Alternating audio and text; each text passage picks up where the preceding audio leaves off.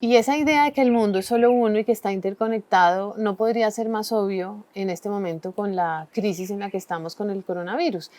Tenemos la sociedad, ¿cierto? Las sociedades, tenemos todo el mundo parado, ¿no? La gente usando mascarilla, los hospitales que se revientan, los niños con problemas emocionales, una cantidad de gente retornando a la pobreza. Todo, en últimas, asociado con una cosita que no sabría cómo llamar porque los mismos científicos debaten si este tipo de virus es o no es un organismo, es decir, es o no es una forma de vida. Si decimos que es una forma de vida, es la forma de vida más sencilla, más elemental que existe y más antigua que existe. Estamos hablando realmente de billones de años atrás. El surgimiento de ese tipo de forma de vida que nos antecede, ¿no? Por mucho, es fundamental para entender el momento y la coyuntura actual en la que estamos.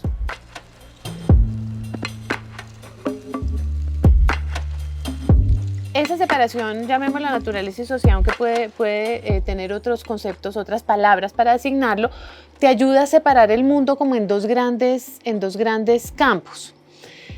En esa medida es útil porque empieza a darte criterios para poder abordar la gran diversidad de lo que está hecho el planeta. Pero lo que a nosotros no se nos puede olvidar es que esa separación es artificial, que esa separación es una herramienta para pensar, pero que el mundo está interconectado, que no hay dos mundos, que hay un solo mundo. Una de las ideas que escuché mucho al principio de la pandemia, y no sé si es que ya no estoy escuchando tanto, si es que no la están proponiendo tanto, es la idea que esto era la venganza de la naturaleza, o una de las formas que a mí me parecían simpáticas de ponerlo era la venganza del pangolín, porque el pangolín es una de las especies más traficadas por sus escamas. Entonces la idea que, claro, ¿no? Ellos habían servido de puente para enfermarnos y estaban vengándose de la humanidad.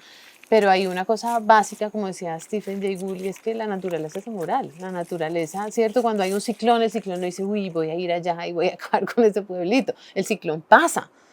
Y el hecho que no tenga intencionalidad no le quita su papel protagónico o su participación en la historia. Yo creo que eso es fundamental porque asociamos la historia con una cantidad de intencionalidades, ¿no? Entonces está el movimiento obrero que busca tal cosa y tal reivindicación, o está el presidente que hace tal cosa, o el Congreso, bueno, o quien sea que sean los actores. El pangolín, el virus, el huracán no tienen ninguna intención y eso no los hace menos partícipes ni fundamentales para entender eso. Pensemos en los llamados desastres naturales y lo que está pasando ahora en Providencia. Son casos en que la participación de la naturaleza es muy obvia, ¿cierto? ¿No? De buenas a primeras empieza a temblar la tierra o el fuego empieza a comerse todo, ¿no? Llega una tormenta con mucha fuerza y arrasa. Luego entonces viene un giro y es un poco lo que observamos en los medios ahora, y es que el desastre finalmente no lo causa la tormenta, o no lo causa el terremoto, o no lo causa el fuego, sino que lo causa la falta de previsión, ¿cierto? O el Estado, que es el culpable de todo. Entonces, aquí lo que estamos viendo es ese principio del que estamos hablando, y es cómo esa historia se construye a dos manos, por llamarlo de una manera. Hay una participación clara, lo que estamos llamando aquí naturaleza, pero tiene que ver en cómo se mezcla con esos otros fenómenos que nosotros solemos llamar humanos. Pero nosotros no podemos desconocer que hubo una tormenta, una fuerza natural muy grande que pasó muy cerca de la isla y que no solamente tumbó techos, tumbó casas, sino que se llevó la vegetación. Las fotos de Providencia son desoladoras, no solamente por como las edificaciones están destruidas, sino porque no hay hojas. Están los troncos de los árboles sin hojas. Es un paisaje muy triste. Y eso lo hizo la tormenta. Este principio sirve para entender mucho y sirve para entender los ambientes que tradicionalmente menos asociamos con la naturaleza, ¿cierto? Los ambientes que más consideramos sociales. Y curiosamente, por ejemplo, en el libro Fragmentos de Historia Ambiental, la sección más grande es la sección sobre Bogotá. Todas las ciudades se hacen al lado del agua. Y se hacen al lado del agua, otra vez volviendo, porque nosotros somos seres materiales que necesitamos el agua para poder vivir.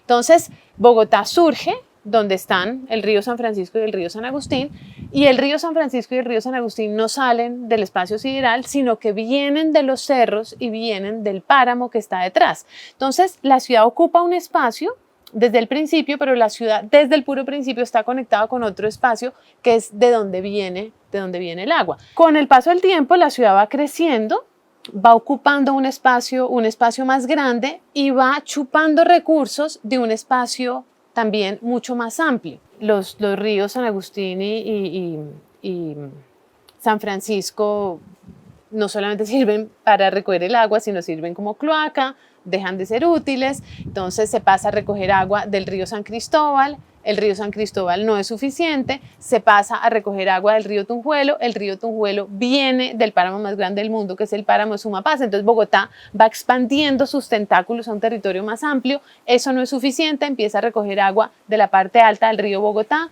El río Bogotá nace en otro paramito chiquito que es el páramo de Guacheneque al norte. Entonces ya vemos, ¿cierto?, que ya es el Verjón, Sumapaz, Guacheneque, y se va extendiendo esa red. Entonces estamos en esa época de la gran aceleración. Estamos en una época en que todo esto de la gran aceleración, ¿qué quiere decir? Que nuestra relación con ese resto del mundo es cada vez más profunda, es cada vez más fuerte, ¿cierto? Que el impacto, que cada vez chupamos más recursos y que el impacto que tenemos es cada vez mayor. Entonces, lo que es paradójico de todo eso, y si volvemos, por ejemplo, a las ciudades, ¿cierto?, es que estamos chupando toda esa cantidad de recursos sin ser muy conscientes de eso, ¿no? Entonces, la carne, ¿cierto? Entonces, por ejemplo, consumimos mucha más carne que antes y que no solamente no vemos las vacas, sino que cuando vamos al supermercado o a la tienda, compramos un trocito de carne que no nos remite a la vaca.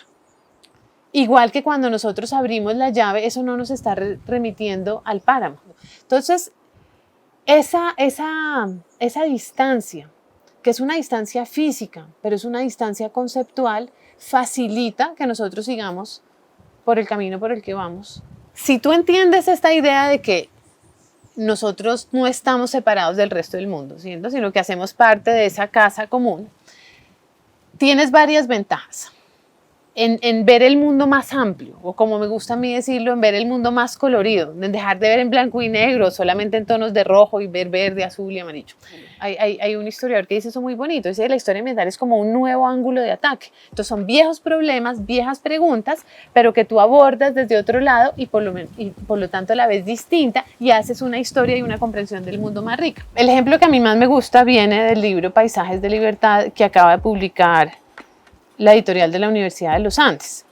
Este libro reconstruye la historia del Pacífico colombiano, pues realmente durante el siglo XVIII, XIX y hasta principios del XX. Pero el tema aquí central es la transición de una sociedad esclavista a una sociedad libre. Lo que descubrí haciendo esta historia es que tal vez la gente libre del Pacífico fue de la gente negra que venía del oprobio de la esclavitud, la gente que logró más autonomía sobre sus vidas. Y esa autonomía dependía de poder tener acceso a lo que los economistas llaman los medios de producción.